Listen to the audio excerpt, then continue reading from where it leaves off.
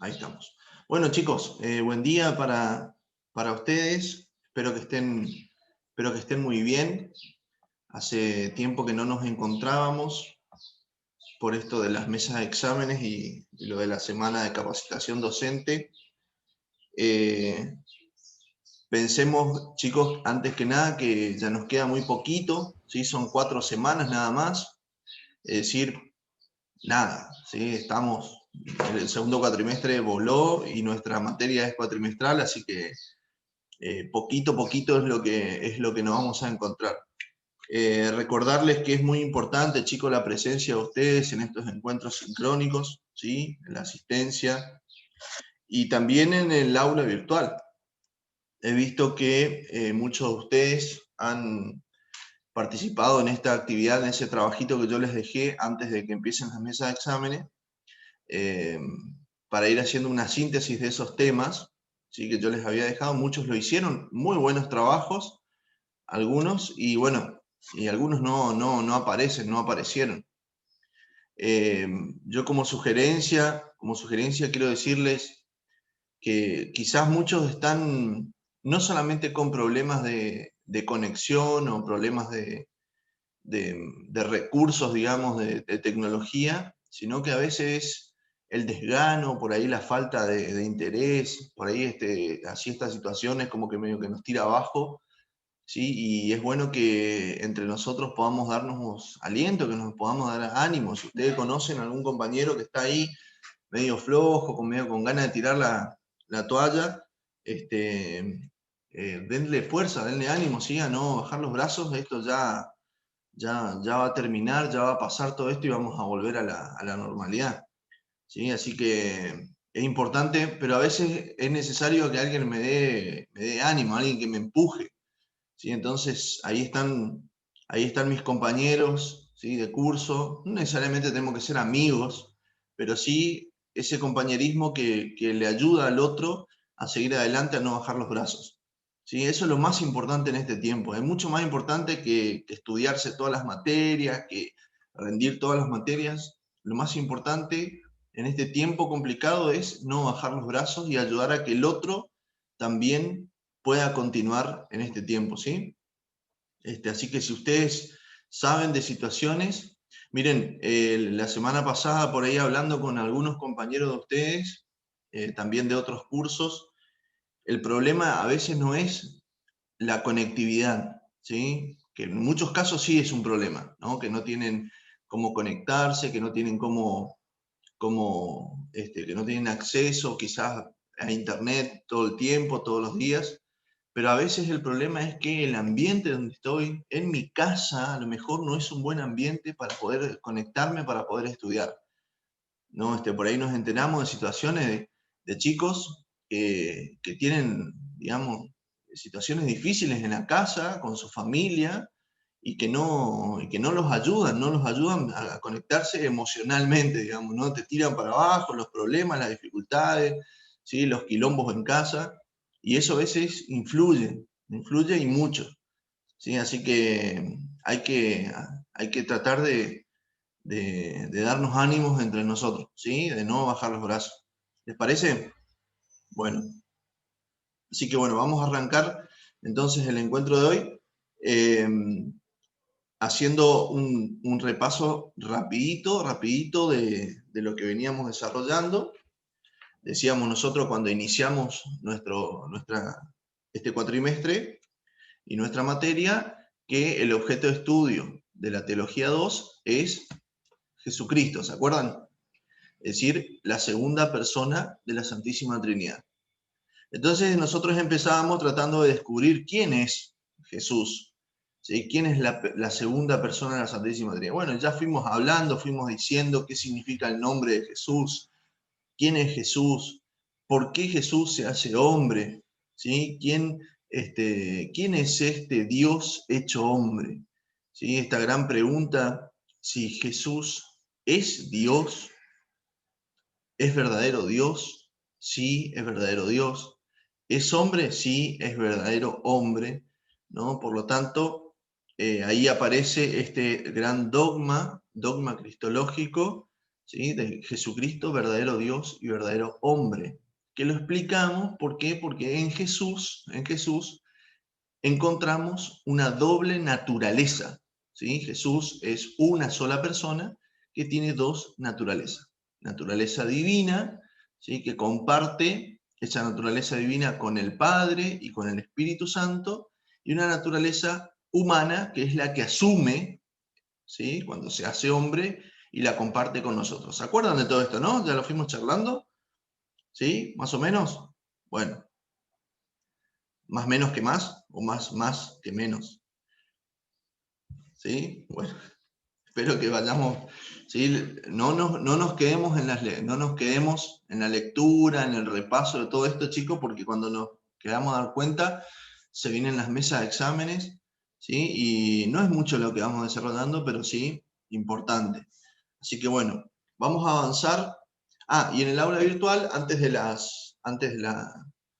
de, de las mesas de exámenes y todas estas semanas que no tuvimos clases, yo les había dejado un material para poder desarrollar cuál era el contexto geográfico, social, ¿sí? Político, en el cual Dios se hace hombre, ¿sí? Es decir, Jesucristo, la segunda persona de la Trinidad, el Hijo de Dios, asume la naturaleza humana en un punto determinado de la historia, ¿sí? En un momento, en un lugar determinado, ¿sí? Por lo tanto, este Jesús que nosotros estamos estudiando es un judío, ¿sí? Ese Jesús histórico era un judío dentro de un pueblo que fue preparado ya, que ustedes ya vieron todo eso en el Antiguo Testamento, en la Teología 1, ¿sí? ¿Se acuerdan? Seguramente que todos aprobaron con 10, Teología 1, entonces todos saben de qué se trata esa preparación del pueblo de Dios. Así que bueno, todo eso lo tenían que sintetizar de alguna manera, lo tenían que resumir en ese trabajo práctico que les había dejado en el aula virtual, y que vi algunos trabajos muy buenos, ¿sí? Muy buenos, y hay algunos, bueno, que todavía les falta realizar, ¿sí? No se queden con eso, porque eh, influye mucho después a la hora de cerrar la materia al final del año. Bueno, vamos a continuar entonces. Voy a compartir algo con ustedes.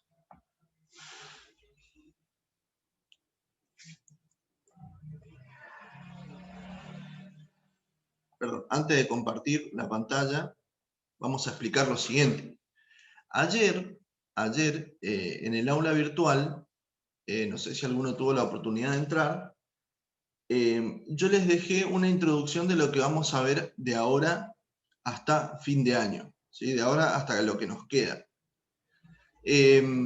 Vamos a desarrollar la vida de Jesucristo, ¿sí? En distintos momentos claves, ¿sí? Distintos puntos importantes en la vida de Jesús. ¿De qué manera? Vamos a llamarle a los momentos de la vida de Jesús, le vamos a llamar distintos misterios, ¿sí? Entonces vamos a tener, por un lado, los misterios de la infancia y la vida oculta. Vieron que de Jesucristo no sabemos mucho de su infancia. Sabemos desde su nacimiento, ¿sí? Y algún dato en la niñez, en la infancia, y nada más. Después no tenemos muchos datos, entonces aparece ahí un momento como de vida oculta, es decir, no tenemos datos relevantes sobre Jesús. En la adolescencia, por ejemplo, no sabemos qué pasó. ¿Sí? Sí podemos intuir, sí podemos a lo mejor pensar alguna cuestión sobre Jesús en la adolescencia, pero no tenemos ningún otro dato. Recién aparece un dato en los evangelios, ¿sí? en el Nuevo Testamento, a los 30 años. ¿Sí? Es decir, desde la infancia hasta los 30 años tenemos toda una vida oculta ahí que nos queda. ¿Sí? Entonces lo que nos vamos a ver primero hoy es los misterios de la infancia, ¿sí? La infancia. ¿Qué ocurre en la infancia de Jesús? Y después, en las clases siguientes, vamos a ver, por ejemplo, los misterios de la vida pública. ¿Qué quiere decir la vida pública? La vida pública tiene que ver con, desde el momento en que es bautizado a los 30 años hasta que empieza el proceso donde es condenado a muerte. Y por último vamos a ver, ya cerca del final del cuatrimestre, el misterio pascual. ¿Sí? Es decir, ese momento clave, esto es lo más importante, el momento clave donde Jesús vive la pasión, muerte y resurrección. ¿No? Eso por último. Entonces vamos a tener, por un lado, los misterios de la infancia, ¿sí? Y vida oculta, misterios de la vida pública, ¿sí? Y misterio pascual. ¿Sí? Son como 3 momentos clave. Eso yo lo puse en el aula virtual ahí en una introducción, como para que ustedes lo tengan presente, cómo vamos a ir organizando lo que nos queda. ¿Está? Muy bien, vamos a empezar por los misterios de la infancia. Y ahora sí, voy a compartir algo. ¿Alguna pregunta hasta acá? ¿Vamos bien? Bueno, a ver.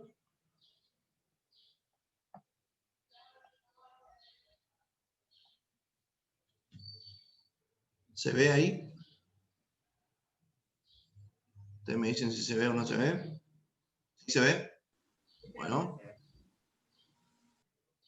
bien.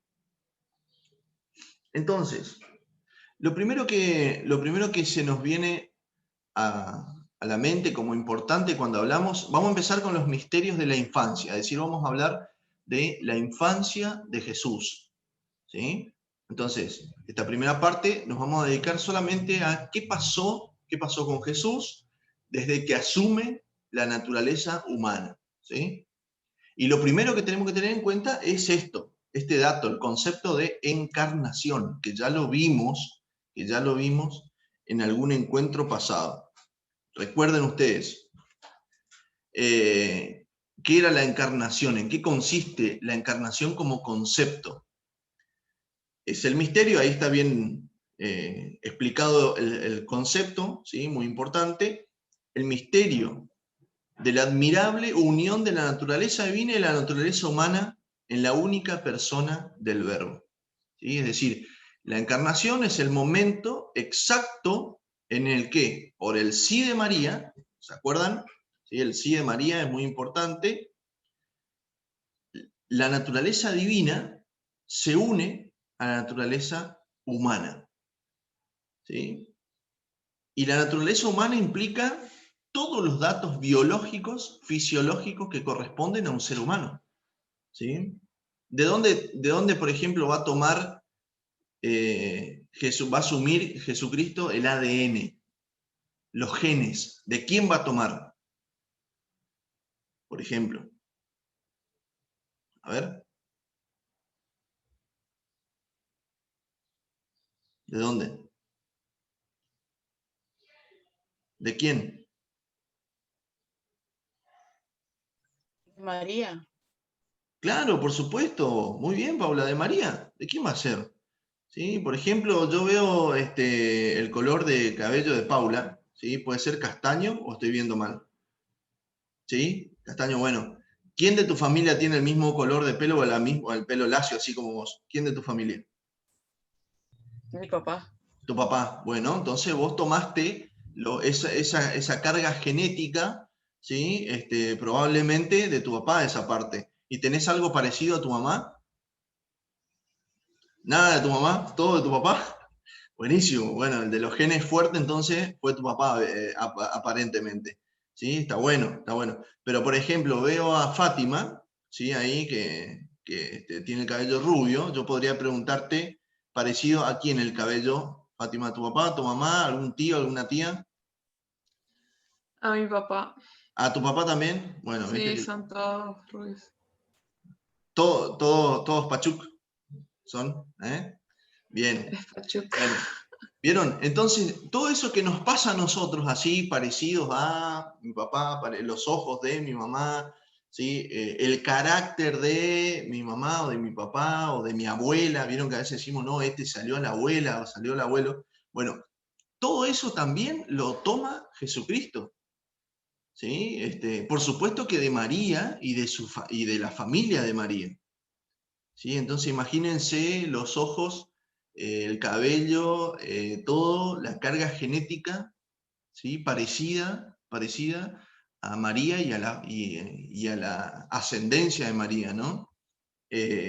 todo lo toma así, todo de manera, no es que Dios inventa decir, bueno, quiero que tenga los ojos de así, porque a veces vemos, ¿no es cierto?, algunas imágenes de un Jesús con ojos claros, rubio, re fachero, ¿no? Así, así blanquito, ¿no? Todo. Pero en realidad no lo sabemos. Recordemos que Palestina, ¿dónde estaba ubicado? Está ubicado cerca del Mediterráneo, en Asia Menor. Y las características físicas, ¿no?, de las personas, de la carga genética de las personas que viven en esa zona son muy diferentes a un rubio de ojos claros. ¿Sí? Es decir,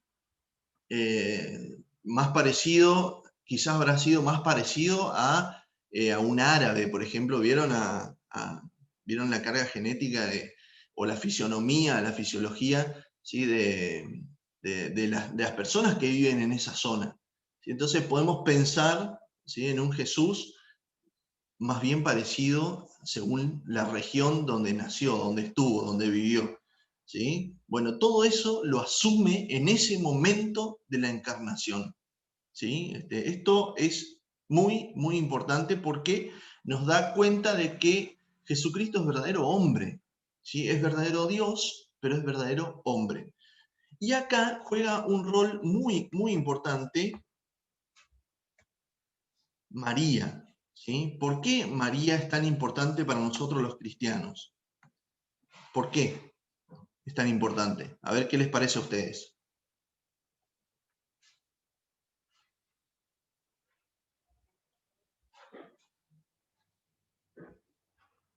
¿Por qué es tan importante María para nosotros, los cristianos, entonces, según lo que venimos hablando? Porque fue la madre de Jesús. Madre. Y si es madre de Jesús, entonces ¿madre de quién? Todos. ¿Cómo, Rocío? Que es nuestra madre también. ¿Por qué? ¿Por qué es nuestra madre también? Tengo una mamá que se llama Nora, ¿sí? No se llama María. ¿Por qué María es mi madre? Cuando Jesús muere, le entrega a María como madre de todas las personas. Ajá, muy bien, muy bien, muy bien. Eso está bueno. Ahora ya vamos a entrar en ese tema. Pero digo, si entonces María es madre de Jesús, y Jesús es verdadero hombre, pero también es verdadero Dios, entonces María es madre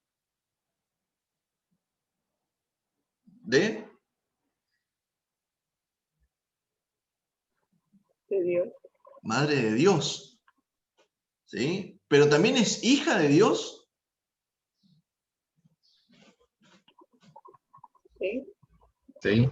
¿Y entonces hija de Dios o es madre de Dios? ¿Cómo explicamos esto?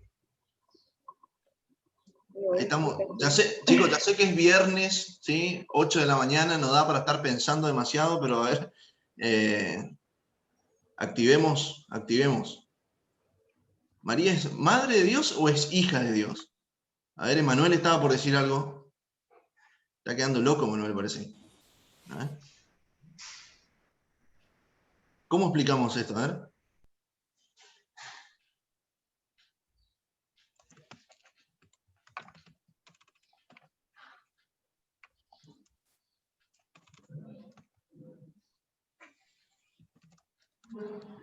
Lo están googleando, ¿no?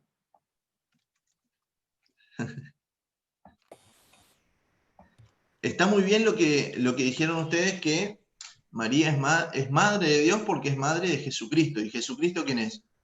La segunda persona de la Santísima Trinidad. ¿Sí? Pero es hija de Dios, ¿por qué? ¿En relación a quién? A la primera persona de la Trinidad, que es el Padre. ¿Recuerdan? ¿Sí? Dios uno y trino. Ya explicamos este dogma fundamental, la Santísima Trinidad, Padre, Hijo y Espíritu Santo. El mismo Dios, un solo Dios en tres personas. Entonces, hija de Dios es hija de Dios en función de el Padre, la primera persona. Pero es madre de Dios también porque, evidentemente, el mismo Dios ha engendrado, el mismo Padre ha engendrado en el vientre de María al Hijo, a la segunda persona que asume la naturaleza humana. ¿Vamos bien? ¿Seguimos? ¿Alguna pregunta hasta acá?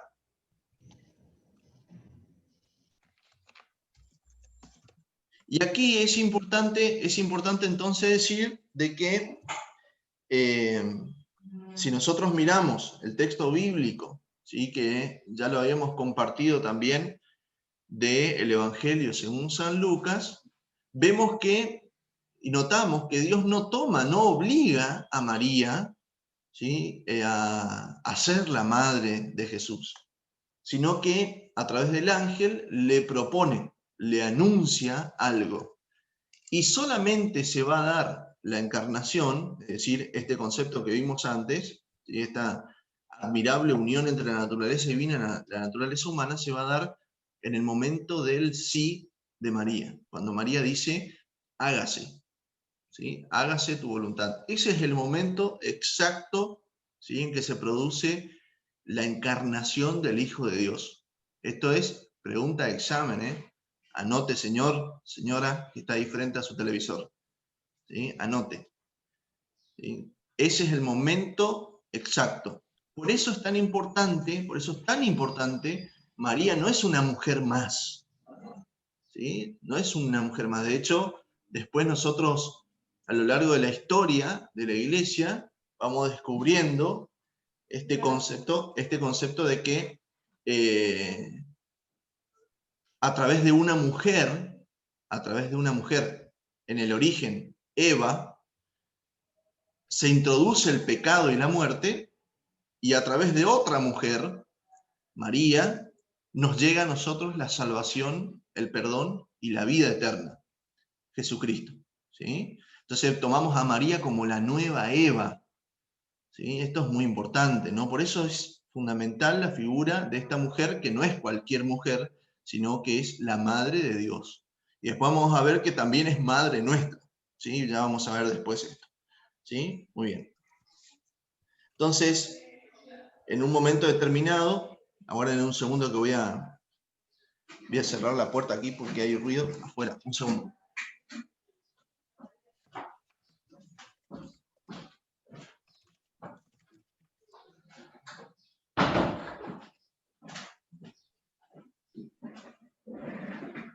Ahora sí, ya volví. Bueno, entonces, en un momento determinado, el Espíritu Santo, la tercera persona de la Trinidad, es enviado para santificar el seno de la Virgen María y fecundarla por la obra divina. Es decir, Cristo es concebido en el seno de María sin intervención de hombre, sin intervención de un varón. La concepción, la fecundación de Jesús, verdadero hombre y verdadero Dios, en el seno de María, se da sin el acto sexual. ¿Está claro esto? Por eso María es siempre virgen, por eso le llamamos la Virgen María, ¿sí? Porque la virginidad se da tanto antes de la concepción, durante el embarazo y posterior al embarazo, ¿sí? Después del nacimiento. Ya vamos a explicar brevemente en qué consiste esto. La anunciación a María inaugura la plenitud de los tiempos, es decir, el cumplimiento de las promesas y de los preparativos. Ustedes piensen que un acontecimiento tan importante en la historia de la humanidad como es el hecho de que Dios se hace hombre, implica necesariamente un prodigio, un milagro. Y acá está el milagro, que Jesús es concebido en el seno de María sin que el cuerpo de María sea corrompido, ¿sí?, como naturalmente puede ocurrir, ¿sí? Bien, hablamos de la predestinación de María. Desde toda la eternidad, Dios escogió para ser la madre de su Hijo. ¿Recuerdan ustedes Génesis 3:15? ¿Recuerdan ese versículo? Es el momento donde Dios anuncia cuál va a ser la salvación. Y ya habla de una mujer cuya descendencia va a pisar a la serpiente. Y decíamos nosotros, esa mujer cuya descendencia va a pisar el mal, va a derrotar al mal y la muerte, es María, porque su descendencia. Entonces, hay una predestinación, es decir, María es elegida desde la eternidad, desde siempre, para esto. Y es preparada, ¿sí? Es preparada para esta misión de ser la madre de Dios. Bien. Ella, decimos, es llena de gracia. De hecho, la palabra de Dios en la Biblia, cuando el ángel saluda a María, es alégrate llena de gracia, le dice. ¿Sí? Es el fruto excelente de la redención. Desde el primer instante de su concepción fue totalmente preservada la mancha del pecado original. Comúnmente nosotros, en general, cuando somos concebidos, nacemos, venimos con esta herencia, con esta mancha del pecado original. Por eso en el bautismo somos purificados de esta mancha del pecado original que arrastramos por herencia de nuestros primeros padres, de esta primera humanidad caída allá en el Génesis, ¿sí? El pecado original de Adán y Eva. Nosotros arrastramos esa herencia, esa mancha. Pero María no, María fue preservada, fue cuidada en función de la misión que iba a tener de ser la madre de Dios. ¿Sí? Entonces es la única que es inmaculada. Inmaculada concepción significa que desde la fecundación de María, desde que María es concebida en el vientre de su madre también, ¿sí? Es preservada de esa mancha del pecado original. ¿Sí? Y permaneció pura de todo pecado personal a lo largo de toda su vida. ¿Sí? Esto también es muy importante. Por eso es fundamental la figura de María en la iglesia. Si surge alguna pregunta, alguna duda, me interrumpen, ¿eh? Bien, esto es lo que ya decíamos, la Inmaculada Concepción. María es, acá hay una palabra en griego, Theotokos, que significa Madre de Dios. Es la madre del Hijo eterno de Dios hecho hombre, que es Dios mismo. ¿Sí? Esto es lo que estábamos explicando antes. María es Theotokos, Madre de Dios. Acá hay otra palabra en griego, aiepartenos, que significa siempre virgen. ¿Sí? María es siempre virgen. Esto es lo que decíamos. Es virgen al concebir a su hijo, es decir, al momento de la concepción, ella es virgen, durante el embarazo, en el parto, después del parto, y es siempre virgen durante toda su vida. ¿Sí? ¿Hay alguna pregunta hasta acá? Profe, Sí. siempre suelo escuchar, o sea, la Biblia suele decir que Jesús tenía hermanos, pero eso entonces no hace referencia a hermanos de sangre, sino hermanos en cuanto a la fe, o cómo sería. ¿Quién está hablando? Porque no me está mostrando acá en el cuadrito que tengo. Esteban, Ah, Esteban, bien. Qué buena pregunta, ¿sí? Muy buena pregunta. Miren, en los textos bíblicos, por ejemplo, en el capítulo, creo que es el capítulo 8, si mal no recuerdo, del Evangelio de Marcos, hay un pasaje, donde Jesús está reunido con distintas personas y vienen los discípulos y les dice, tu madre y tus hermanos te están buscando, ¿sí? Afuera. Y Jesús le responde, quien escucha la palabra de Dios y la pone en práctica son mi madre y mis hermanos. Y ese pasaje donde dice, y hay otros, ¿no? Hay otros tantos que, donde se menciona ciertos hermanos de Jesús, se pueden prestar a confusión, Pero cuando nosotros estudiamos la Biblia y entendemos los términos que se utilizan en función de las costumbres y las tradiciones del pueblo judío, nosotros encontramos, por ejemplo, en el capítulo 13 del Génesis, hablamos de la familia de Abraham y encontramos como un árbol, como una genealogía media extraña, porque en un momento habla de primos del hijo de Abraham y en otro momento habla de hermanos, ¿sí? De el hijo de Abraham. y se presta confusión y hay una explicación lógica para esto. ¿Por qué? Porque la palabra hermanos para el pueblo judío hace referencia a todos los que pertenecen a un mismo clan, ¿sí? Todos los que pertenecen a una misma familia.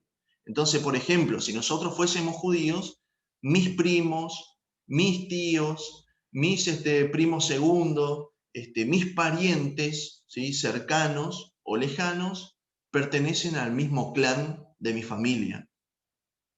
¿Se entiende? Entonces, cuando habla de hermanos, ¿sí? Hermanos de Jesucristo, lo más probable es que está haciendo referencia a parientes, ¿sí? Ahora bien, fíjense un detalle, por ejemplo, Juan el Bautista,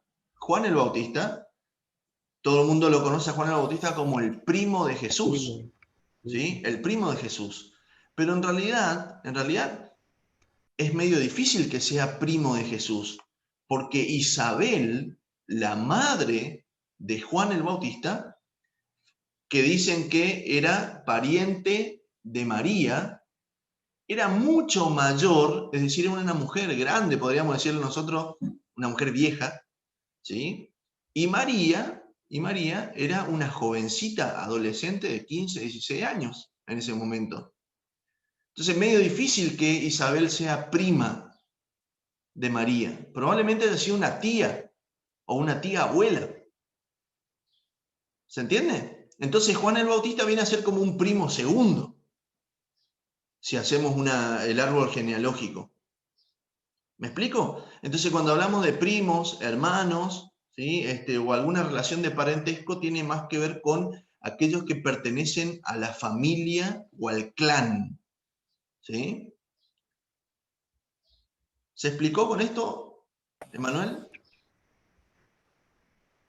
Sí, profe, sí, comprendo. ¿Está? Muy bien. Sí. Muy bien. Acá hay un dato muy importante, chicos, a tener en cuenta. Fíjense que María es siempre virgen, tanto al concebir a su hijo, durante el embarazo, en el parto y después del parto. Vamos a suponer que alguien diga, bueno, está bien, yo creo en que María que Jesús fue concebido de manera prodigiosa por la acción del Espíritu Santo. Pero en el parto, ¿qué es lo que normalmente sucede en un parto? A ver, las mujeres presentes y los varones también, ¿no? Que ya sabemos y conocemos qué es lo que sucede en un parto.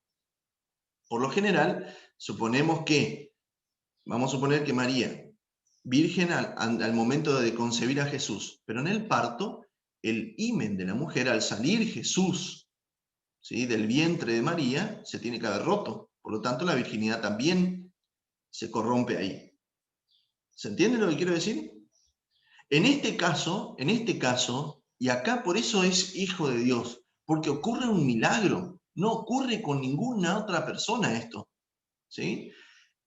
En este caso, el cuerpo de María es preservado hasta en el mínimo detalle, hasta en ese detalle, ¿sí? Hasta en ese momento tan delicado en la vida de una mujer.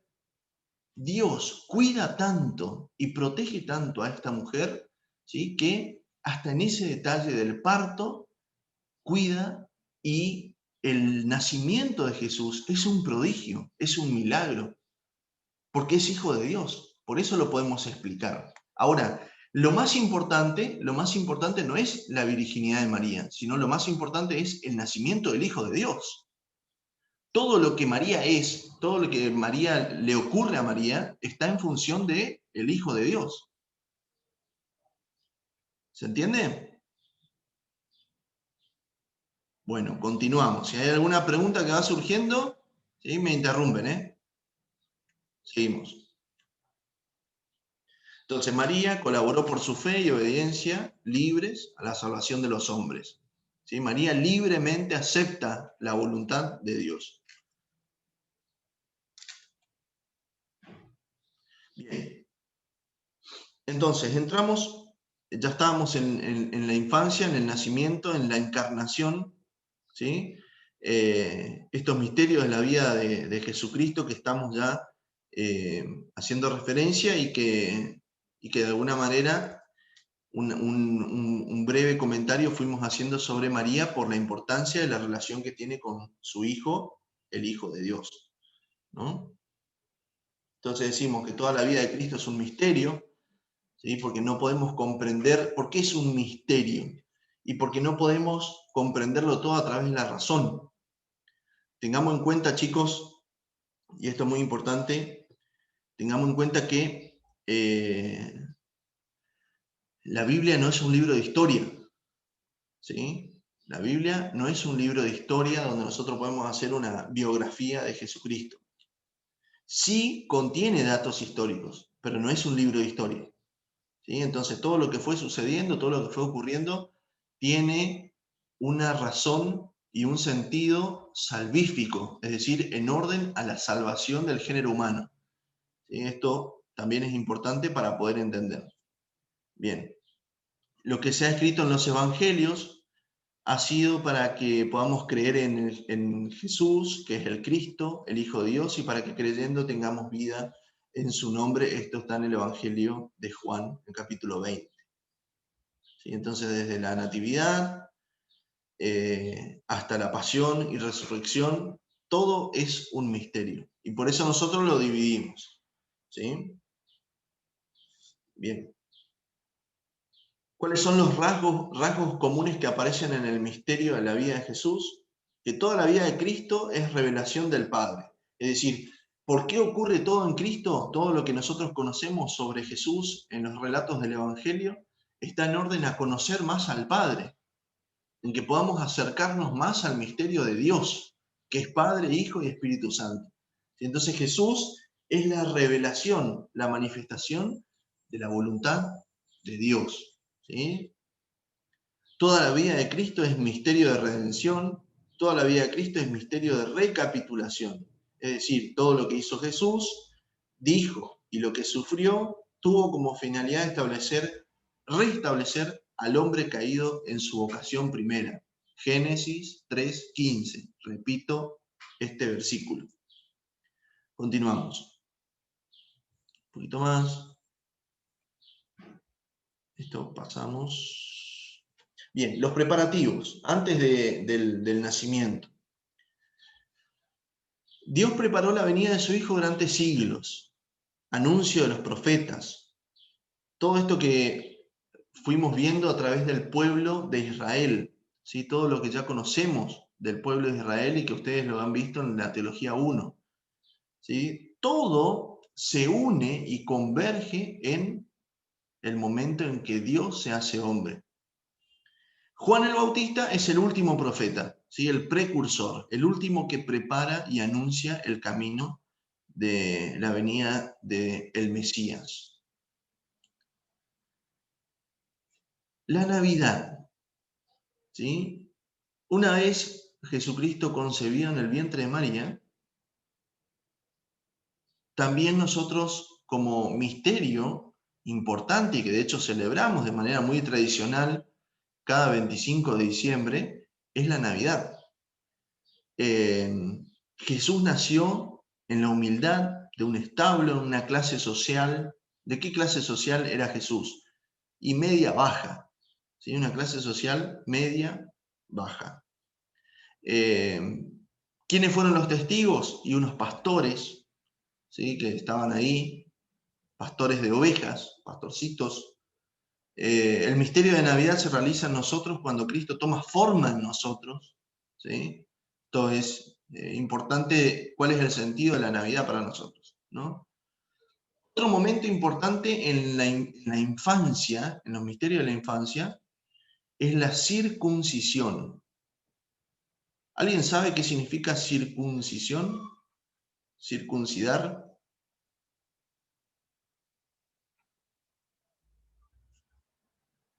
¿No escucharon nunca esa palabra? Cuando acordaban el prepucio. Exactamente, Bruno, exactamente. A todos los judíos varones se los marcaba con este corte, ¿sí? Cortar el prepucio del pene de los varones, ¿sí? Eso es la circuncisión. Esto no viene no es un invento de la época de Jesús, sino que es una tradición que viene desde Abraham, ¿sí? Al yaite, ¿sí? En el origen, en el inicio del pueblo judío. La circuncisión viene a ser lo que para nosotros hoy es el bautismo, ¿sí? A partir de la circuncisión, ¿sí? Una pregunta. Sí. Con respecto a esto, por ejemplo, Ajá. que hoy en día es algo que se debate mucho porque es como que, Tipo nada. o sea, porque es como que lastima. ¿Qué cosa? O sea, ¿cómo se ve esa parte? ¿Qué es lo que lastima? No entiendo. Ajá. O sea, no sé, como que es una práctica que se sigue haciendo y demás, y hoy en día socialmente y demás, como que se sigue, ¿cómo se ve a eso? ¿Como algo normal más? No No, sé, esto es propio. nunca sentí que no, que está como una lesión, digamos, pregunto. Mirá, Porque en realidad, Valentina, está buena la pregunta, pero esto es algo propio de la cultura judía, ¿eh? Es pero decir, sí, pero es como que no, es como algo normal, o sea, no lastima y eso. no, para nada, no, para nada, no.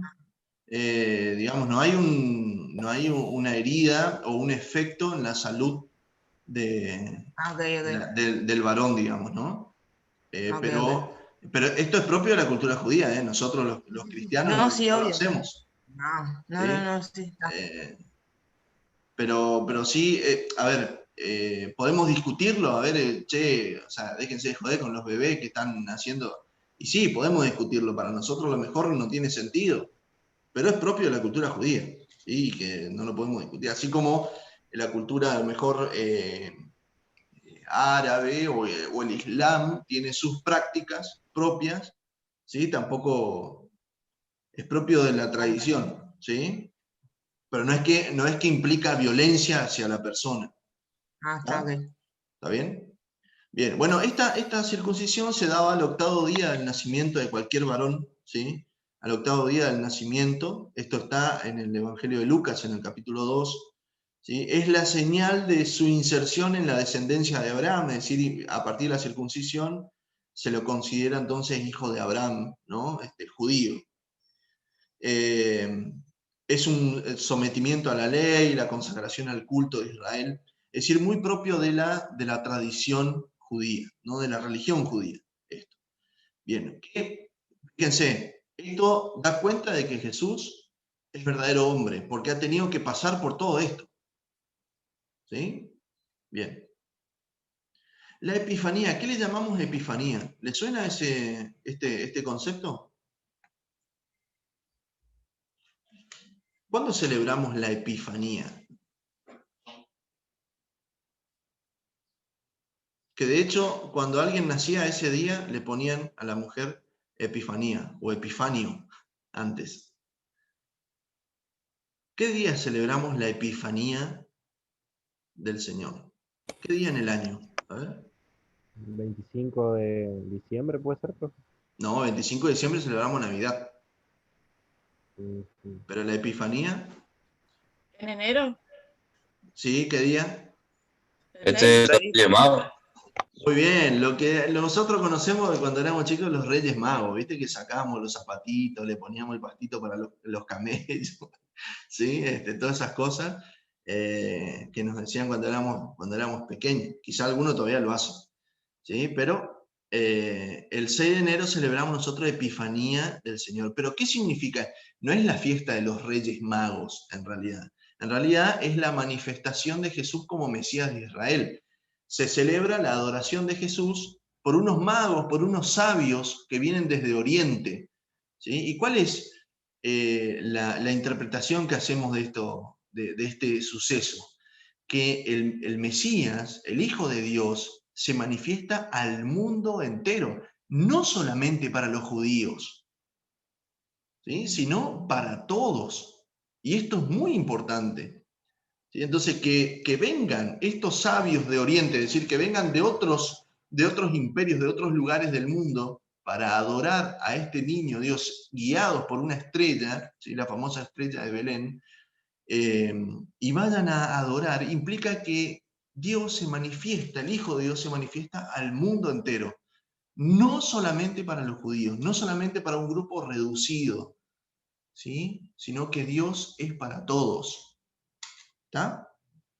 ¿Esto por qué lo decimos? Porque a veces también hoy, en la actualidad, algunos tienden a adueñarse de Dios. Es decir, no, lo que yo creo, lo que nosotros vivimos en este lugar, en este grupo, ¿sí? Nosotros somos los elegidos, los preferidos de Dios.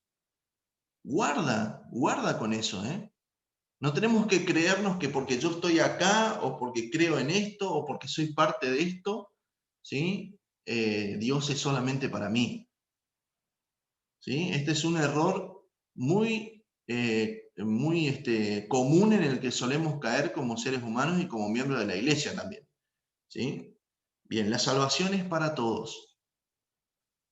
Seguimos. Otro momento importante en la infancia de Jesús es la presentación de Jesús en el templo. ¿Sí? Muestra a Jesús como el primogénito que pertenece al Señor. Jesús es reconocido como el Mesías tan esperado, luz de las naciones. Siempre por tradición, el niño que nace o la niña que nace debía ser presentado en el templo de Jerusalén. ¿Sí? Jerusalén, capital de Palestina, donde está el templo de Jerusalén, y el niño debía ser presentado, ¿sí? En ese templo, ¿no? Llevar al niño a ser presentado. ¿Sí? Y Jesús también pasó por eso, ¿no? Tanto María como José presentan al niño en el templo. Bien. Hay un momento clave en la infancia, que es inmediatamente después del nacimiento de Jesús. Herodes, que era el rey, es decir, el rey en Galilea, ¿sí? En el territorio de Palestina en ese tiempo, manda a matar a todos los niños entre 0 y 2 años. ¿Por qué? Porque se entera de que ha nacido un niño que iba a ser rey de los judíos.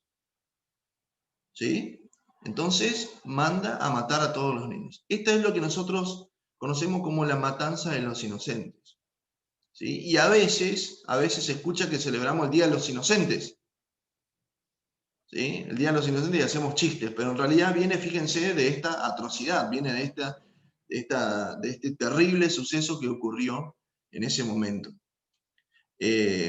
Por lo tanto, José, padre adoptivo de Jesús, María, su madre, y Jesús se ven obligados a exiliarse en Egipto. ¿Sí? Esto lo relata el Evangelio de Mateo. El Evangelio de Mateo en los primeros capítulos. ¿Sí? Pasan un tiempo ahí hasta que muere Herodes y regresan luego a Palestina. Bien, continuamos. Y viene todo un momento, a partir de ahí, a partir de este regreso a Palestina, viene todo un momento de vida oculta de Jesús, que no sabemos qué ocurrió. Sí podemos intuir de que como José era carpintero, ¿sí? Era carpintero de oficio, ciertamente Jesús habrá aprendido el oficio de carpintero, porque era tradición de que el hijo aprenda el oficio del padre, ¿sí? En este caso, ¿no? Por lo tanto, entonces tenemos ahí, Jesús compartió durante la mayor parte de su vida la condición de la inmensa mayoría de los hombres. Era un judío más. ¿Sí?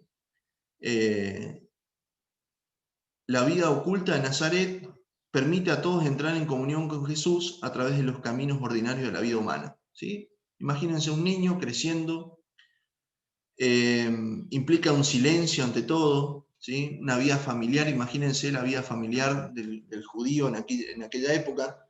¿Sí? No es que el Hijo de Dios se hace hombre y vive en una condición de esplendor y de gloria, ¿no? O de riquezas exageradas, sino que vive en una humilde familia sencilla, de clase media, baja, podríamos decir nosotros, ¿sí? Con un padre adoptivo, terrenal, que es José, que como oficio era carpintero. ¿Sí? El único dato que tenemos de la adolescencia o preadolescencia de Jesús aparece en el Evangelio de Lucas, al final del capítulo 2, ¿sí? Donde van en peregrinación, José, María y Jesús van en peregrinación a Jerusalén, al templo de Jerusalén. Era muy habitual que todos los judíos tenían que peregrinar al templo, y en ese peregrinar Jesús se pierde en el templo, ¿sí? Es decir, se queda en el templo y la familia de Jesús vuelve, emprenden el camino de regreso y Jesús se queda en el templo. Y después lo encuentran, ¿sí? Después de unos 2 o 3 días lo encuentran a este Jesús adolescente en medio de los doctores de la ley, en medio de las autoridades, explicando y hablando sobre Dios, ¿no? Y esto sorprende mucho tanto a María como a José.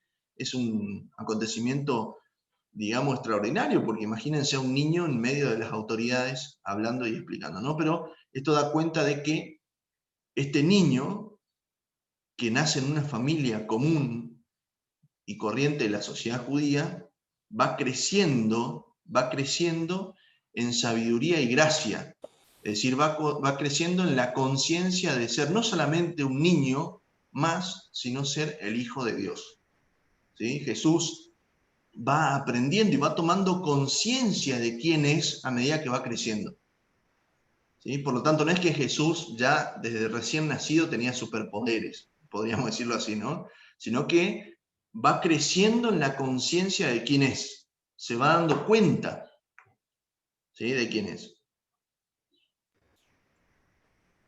Muy bien. Hasta acá. Sí.